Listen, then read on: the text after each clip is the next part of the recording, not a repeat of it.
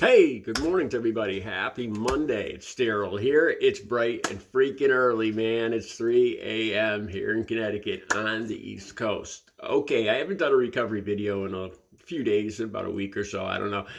And I want to talk about a few things today. The reason I do these videos is because it's for people that are in the beginning stage. For me, the beginning stage of recovery would be the first 5 years, or people who want to get into recovery. There's things that I've realized over the last 18 plus years in recovery that I had no idea, that have made me feel better about who I am, about who I really am as a person, because you kind of lose track of that once you start using. That's the purposes of this video. The stuff I'm going to talk about today, I've never told another living soul. I might have mentioned it here and there a little bit on these videos, but the depth that I'm going to talk about it today, I haven't told a living soul. I call this my confessional, and it's just easy to do the video and talk about it here, and just to admit some things. It makes me feel better, and it makes me feel like I might be actually helping somebody to feel better about themselves. Like I said, these are things that I didn't realize. I've been clean and sober since October 23rd of 2006, 18 plus years. I'm going on 18 years and 3 months completely clean and sober. I've talked before, like I talk a lot about what happened to me when I was 11 to about 15 years old. And looking back, I realized how I was a victim. I talk about some of the stuff that I did when I was using, other than heterosexual activity. The stuff I used to, the activity, the stuff that I was pulled into, I felt the drive to do back when I was using. And one of them is stealing. I don't like talking about stealing because it seems at this point in my life, it really seems shameful to me to steal anything, to take something that isn't mine, to sneak and steal somebody else's possessions.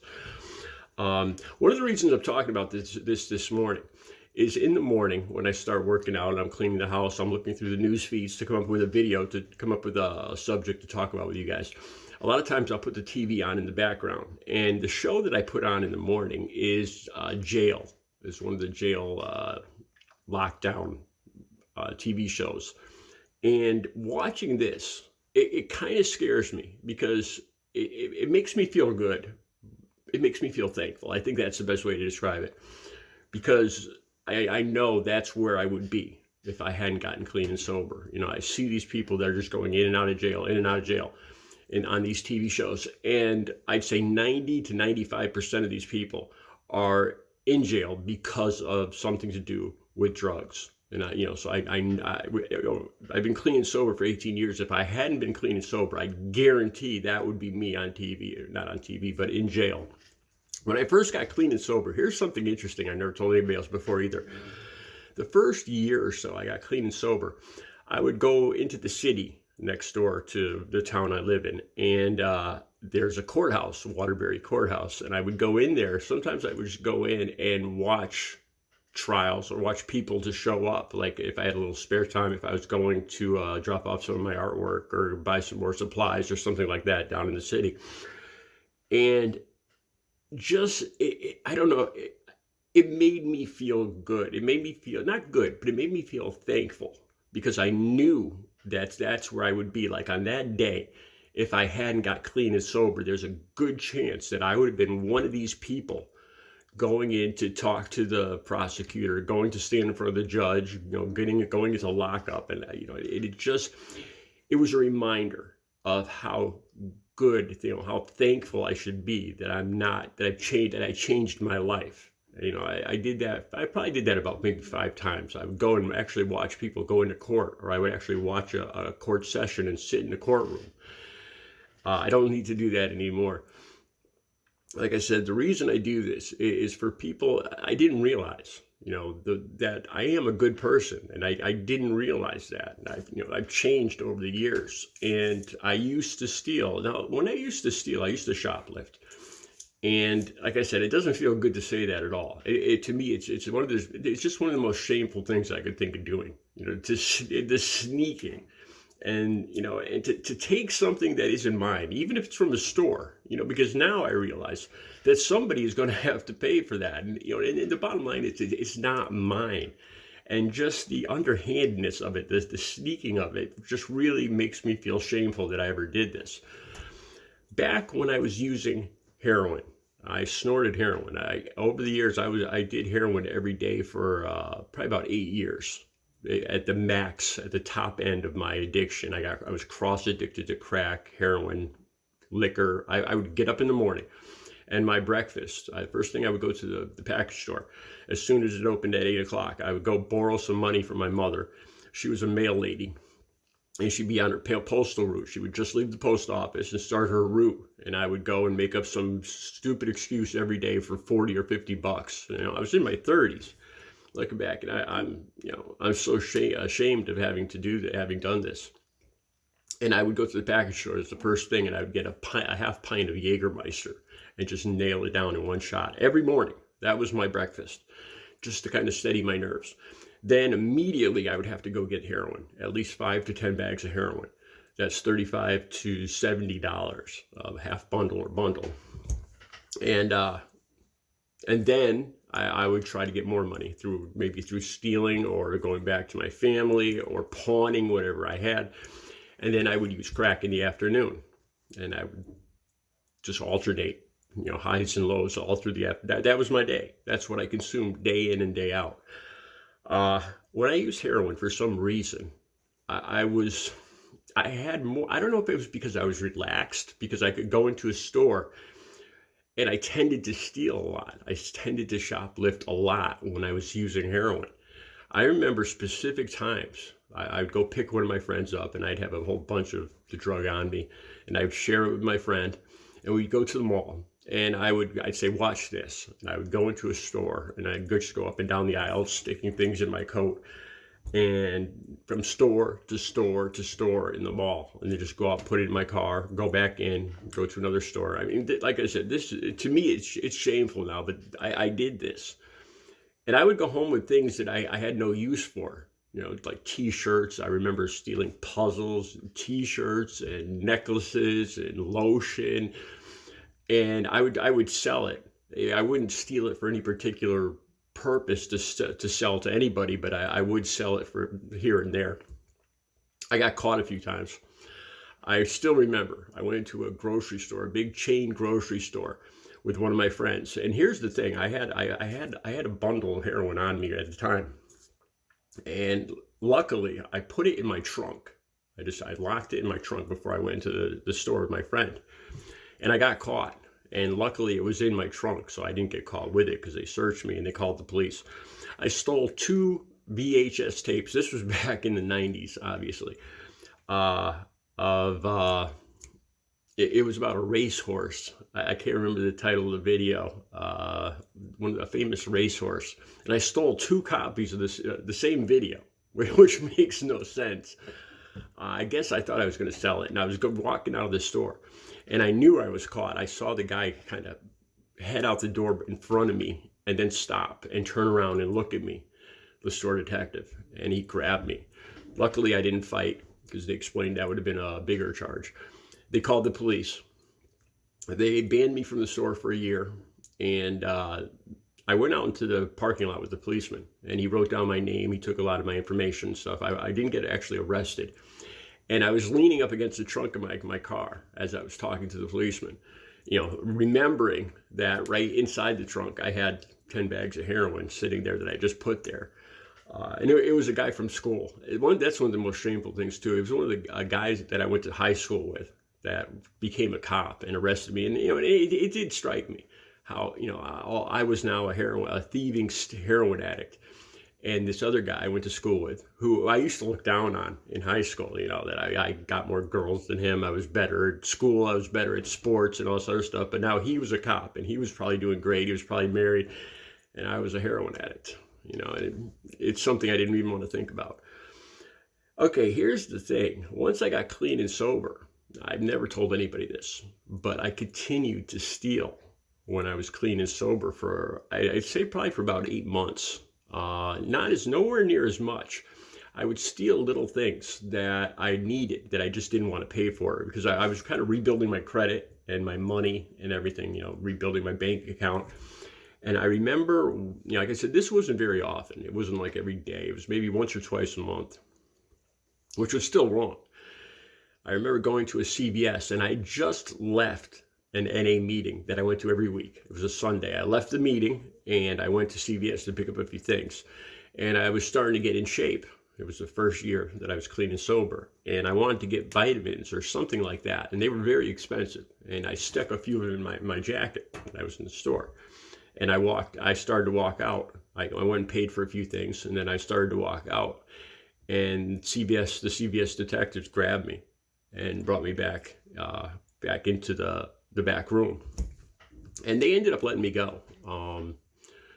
It's probably I think it's the last time I ever stole anything. The reason I'm making this video is I think these things that I did in my addiction really weren't me. Because now that I've been clean and sober, it's like I don't have to force myself not to steal, not to dress in women's underwear, not to go to adult bookstores and engage in immoral practices with people of my own sex. The stuff that I used to get using drugs, that I was using when I was using drugs, these things that I would get these desires or cravings to do every day. Like I said, the stealing thing lasted for a little while after I got clean and sober. But now, like after the first year, I more and more in my head, it became obvious to me that I was doing the wrong thing. Like I started praying every day when I got clean and sober. One of the last times I went into a detox, into a rehab, I couldn't sleep. I was going through withdrawals for like 5 or 6 days with no sleep at all. Tossing and turning and fidgety legs, restless leg syndrome and all that. And there was a Bible on the shelf next to my bed. And it was the only thing I had to read to take up my time. And I started reading. And I started reading the parables. And I loved Jesus' parables. They were such cool stories, like about the lost sheep and all this other stuff. And I started relating to these stories. And so I started praying every morning, like, please, God, let me stay clean and sober just for today. Give me the strength, and that's how it started. And I've been praying every single day. Just this morning, it's the first thing I do when I wake up in the morning, I pray. And it's kind of, once you start to, even just, let's just say there isn't a God, and I'm just praying just for the fact of just for the purpose of praying, it makes you feel like a better person. The praying just was incongruent. It just didn't go along with the stealing. It made me realize, that it was the wrong thing to do. I was taking something that wasn't mine. And like I said, I haven't stolen anything in over 17 years. I mean, anything. If anything, I returned stuff. I'd say about 3 months ago, I was riding my bike. And I was riding down a sidewalk in front of I probably talked about this in a video, in front of a bunch of stores. And I saw a wallet, not a wallet, it was a woman's purse. So it looked like a wallet on the ground. You could actually see the bills inside of it. And I stopped my bike and I picked it up and I looked around to see whose it could be. And this just came naturally to me.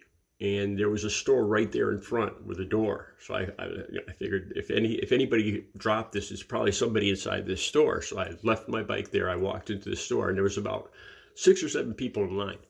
And I spoke up really loudly. I said, "Excuse me, I just found this woman's wallet out in front of on the sidewalk." And this black lady turned around, and as soon as she saw the wallet, she was like, "Oh my God!" Or she swore. She said, "Oh shit, that's mine," or something like that. I mean, right away, you could tell it was hers.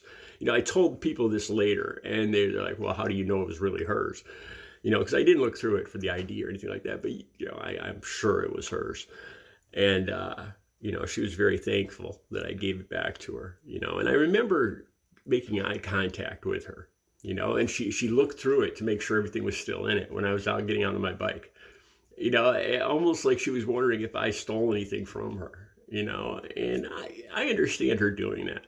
I do, but it made me feel good doing that. And I didn't do it to feel good. It just came naturally to me. Another time I was in the store, this was probably last year, and I had bought some roast beef from the deli in a plastic bag. And I went through the self-checkout and everything was in the carriage. And I went through the scanner with everything, put everything in the bag, paid for it. And I was putting the bags back into the carriage to go out to my car. And I realized that the bag of roast beef that I had bought, I hadn't scanned. It was stuck between the parts of the carriage. And the color of the bag, you could barely even see it. It blended right in with the metal, the metal of the carriage. And I freaked out. I just stopped right there. I grabbed the roast beef and I went over to the person that he didn't see this or anything, but I brought it to his attention. I said, I didn't realize this was still in the carriage. I didn't pay for this. I already scanned out all my stuff, but this was still in the carriage.